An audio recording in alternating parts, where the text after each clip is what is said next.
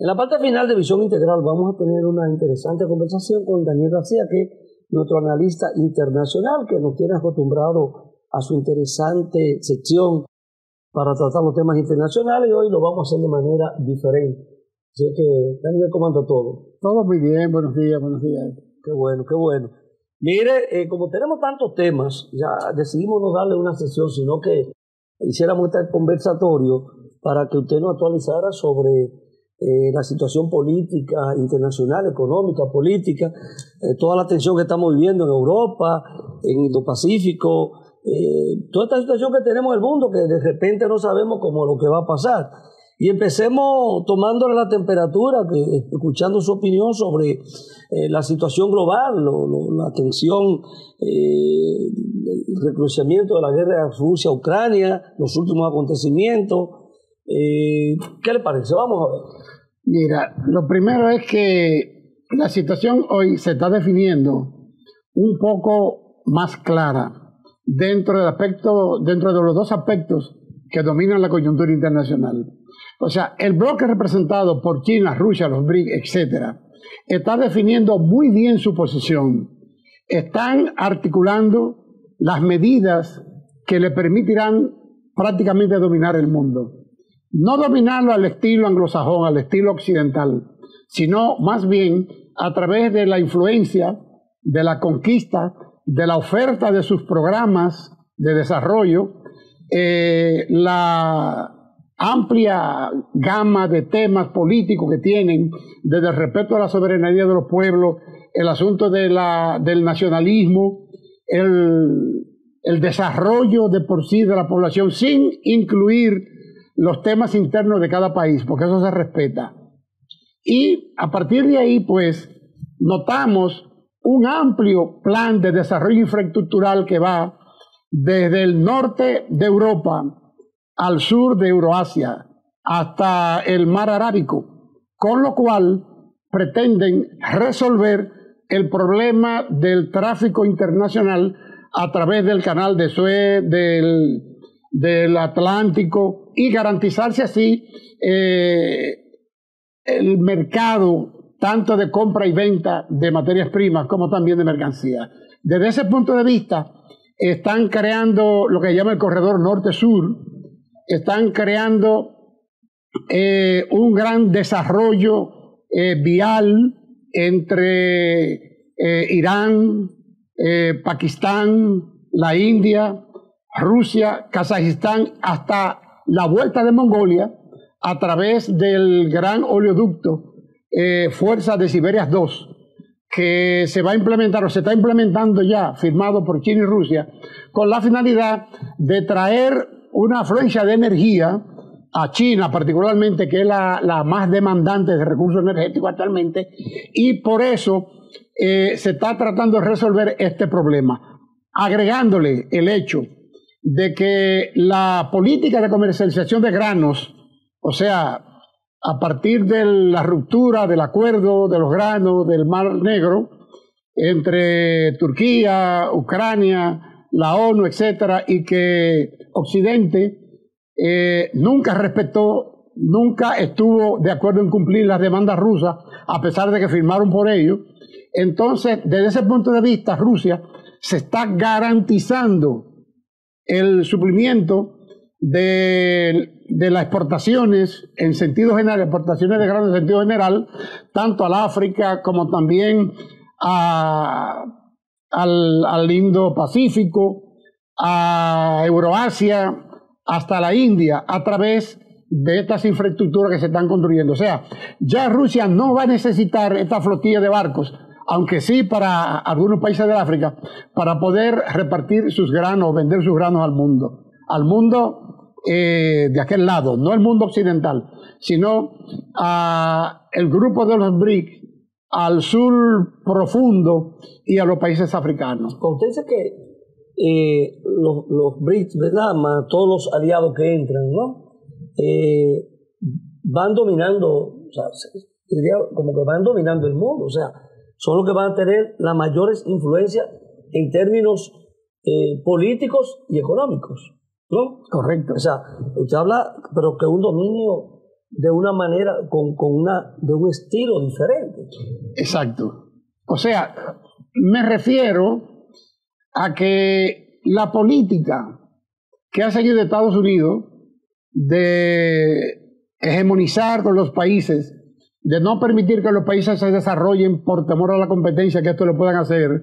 Por ejemplo, lo que están haciendo con Alemania, que han hundido la economía alemana privándola de los recursos energéticos baratos que le suministraba Rusia, que han hundido a Alemania a través de la seducción de sus principales empresas y desarraigándola, inclusive hasta la población profesional, para traerlo a territorio norteamericano para ellos resolver el problema de la sustitución de importaciones. Ese es un problema que no se da de aquel lado. Pero una hegemonía, es una dominación, es una influencia.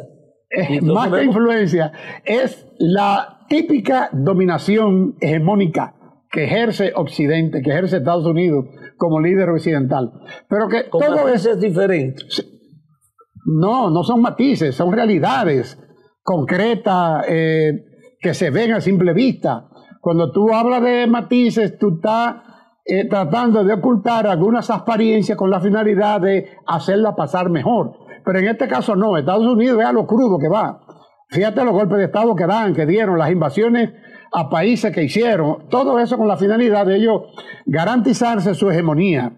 Una hegemonía que la imponen a través del dólar, que es su principal mercancía de exportación y además su principal fuente de represión de los países que tiendan a rebelarse o no estar de acuerdo con su política.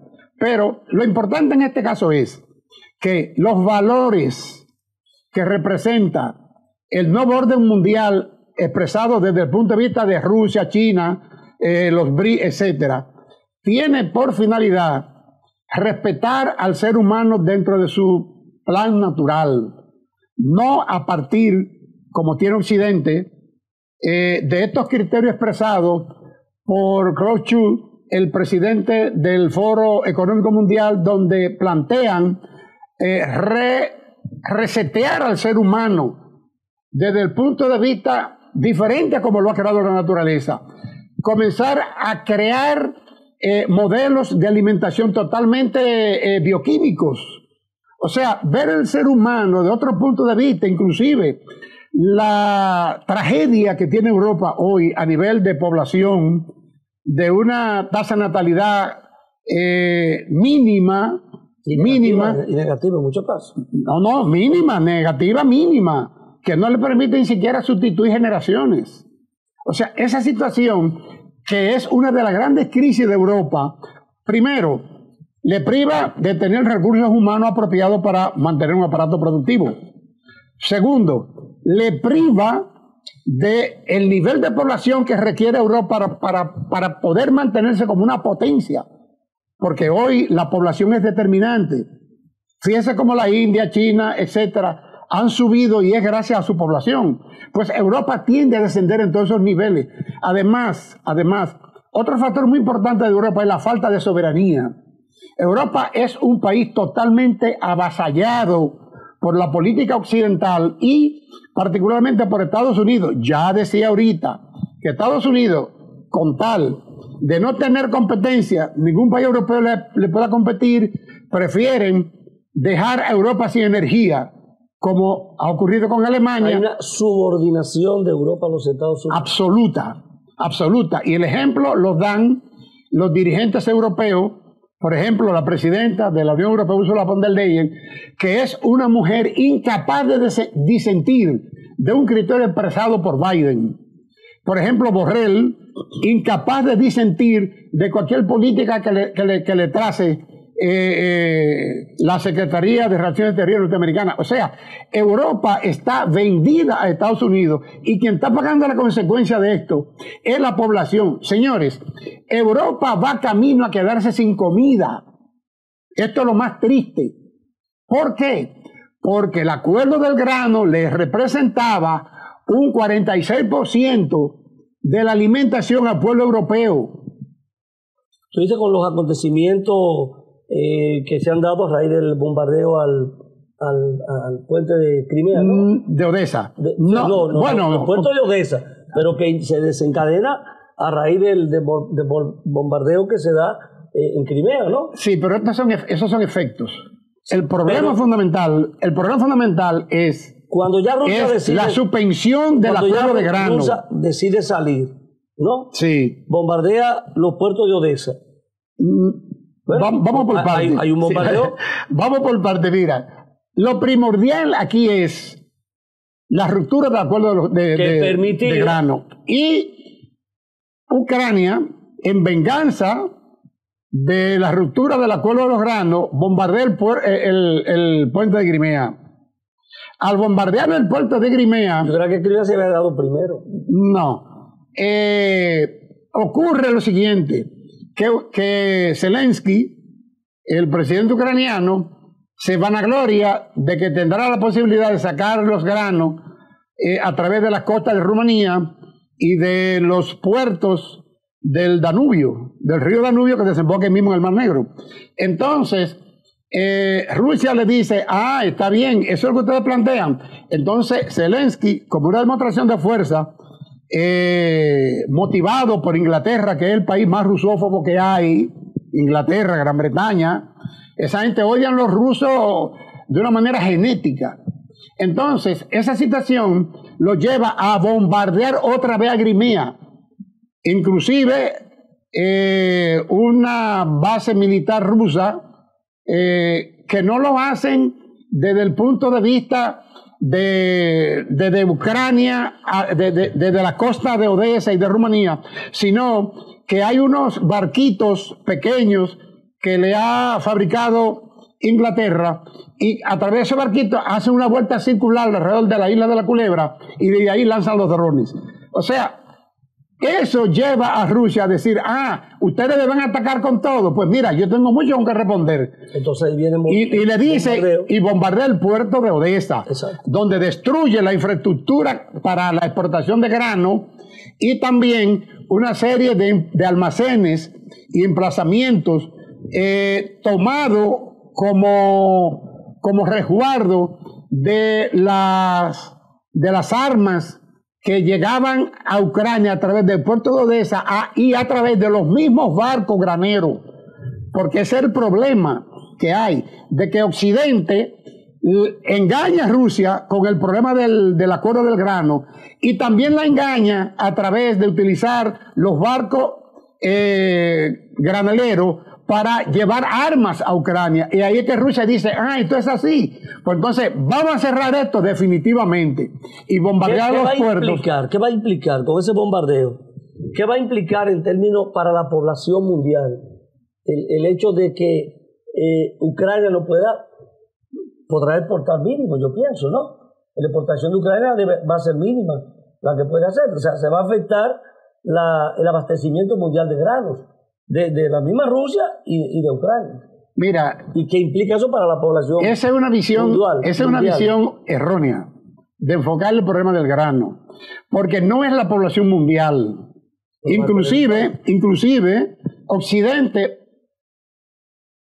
planteó el hecho de la hambruna africana a la ONU para que presionara a Rusia a raíz de que prolongara el acuerdo del grano. Exacto. Sin embargo, es toda una mentira, porque todos esos granos, o mejor dicho, el 72% de los granos que se sacaban de ahí de Ucrania, señores, iban para España, Holanda, Italia, Turquía, y el otro por ciento se lo llevaban a China.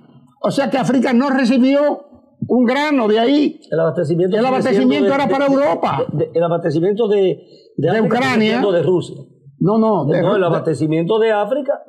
Ahora bien, claro, Rusia sí estaba abasteciendo al África, exacto. Inclusive le ofreció grano gratis. Ahora mismo, porque en África no se produce tantas oleaginosas como se produce, por ejemplo, en esa franja territorial desde toda la costa del Mar Negro hasta entrar al Caspio, que es una tierra bendita. Pero negra. Hay una parte de los granos que no podrá salir de esa región, de Rusia. Mira, el problema de la salida de Ucrania... ¿Quién se afecta? Básicamente Europa, ¿qué se afecta? Es Europa. Solamente Europa. Es Europa. Es Europa, no hay otro. Es Europa, el único que va a resultar afectado.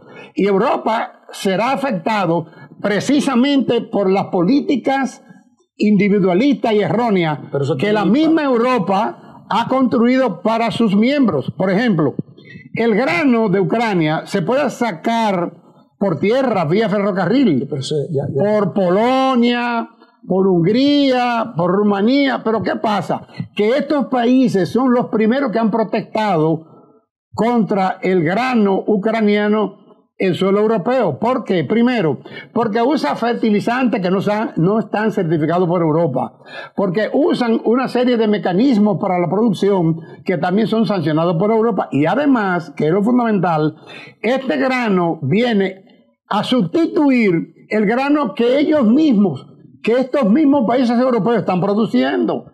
Entonces, ellos se plantean, pero ven acá, si viene el grano ucraniano, viene con vicio, viene más barato, y entonces el grano de mis agricultores me están creando un problema político interno con mi población agrícola, ¿verdad? Y además me están impidiendo recibir los ingresos que yo recibo constantemente por la venta de la agricultura de mi país. ¿Pero tiene un impacto o no en el precio internacional? Indudablemente, porque Europa se verá indudablemente porque Europa se verá obligada a sanear grano de cualquier parte del mundo. O sea, lo comprará en Brasil, lo comprará en Argentina, pero esa situación es propia de Europa, que la resolverá de la misma manera como ha resuelto el problema de la energía. Vamos a la tensión Indo-Pacífico, que en los últimos días pues ha sido noticia, la incidencia de Estados Unidos en la región, China también. O sea, ¿cuál es la situación que se vive en esa región? Mira, en este momento? Con Estados Unidos hay dos grandes problemas. El primero es que Estados Unidos se siente amenazado por la hegemonía económica china. Estados Unidos no quiere dejarse superar o no quiere aceptar la superación económica de China a sus infraestructuras y a todo su desarrollo. Eso es lo primero. Y Estados Unidos está creando todos los obstáculos posibles para evitar que China o que el mundo acepte que China ya ha sobrepasado a Estados Unidos.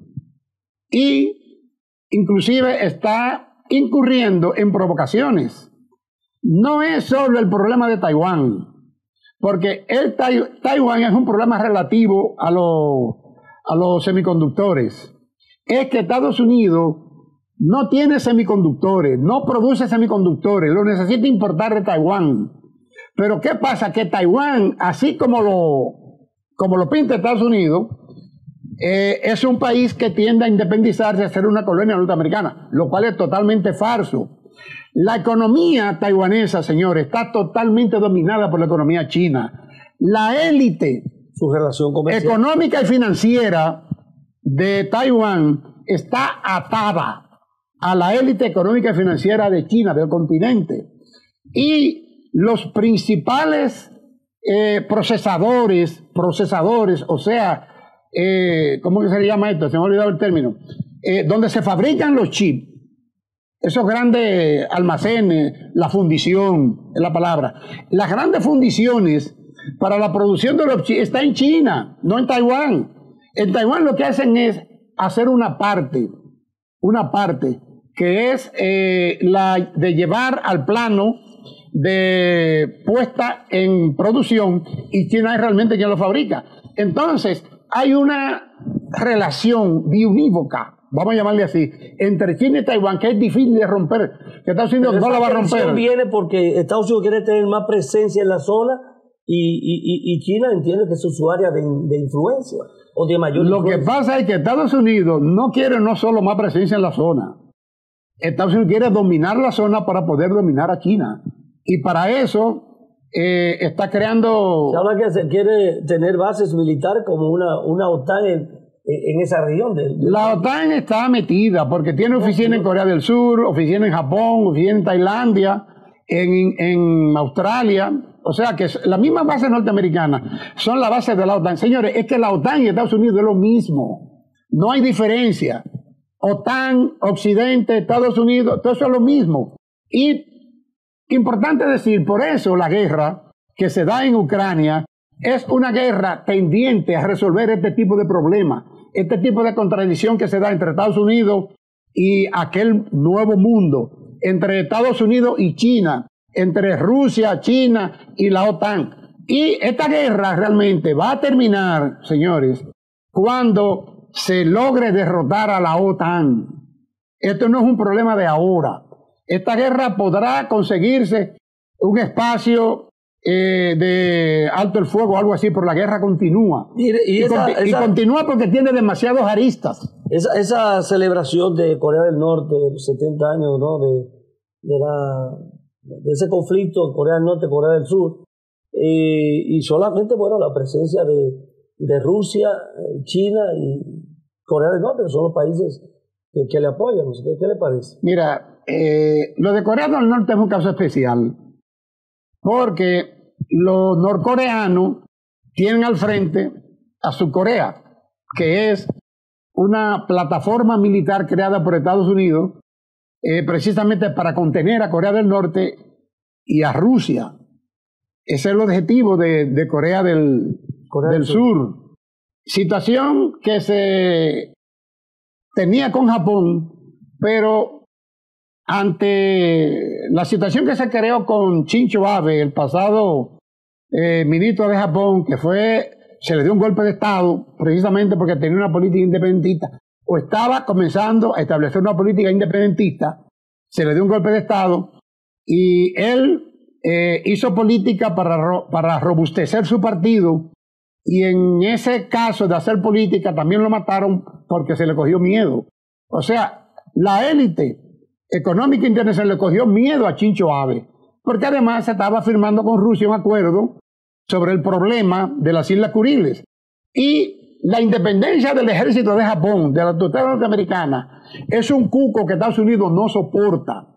Y por eso, Corea del Norte es un país que tiene el apoyo de China, de Rusia, de la India, de Irán. No es solo Corea del Norte allí puesto así. Tiene todo un respaldo de los BRICS. ¿Por qué? Porque Corea del Norte es un estamento que sabe manejarse y que sabe trabajar la política internacional, y además es un país con armas nucleares a los cuales se le tiene mucho miedo. Porque el tiempo se nos acabó. Las elecciones en España, los resultados y la posible salida para formar gobierno con unas elecciones que tuvieron, la expectativa era que el PP iba a ganar holgadamente. No ha ocurrido así, no puede formar gobierno. ¿Qué va a pasar entonces con Pedro Sánchez, si podrá formar gobierno, o Alberto Núñez Feijóo, que tiene mayoría el PP, pero no le da para formar gobierno, y la alianza parece que es lo que puede definir? Mira, la situación de España está clara. Está muy clara desde el punto de vista de la Unión Europea. ¿Por qué?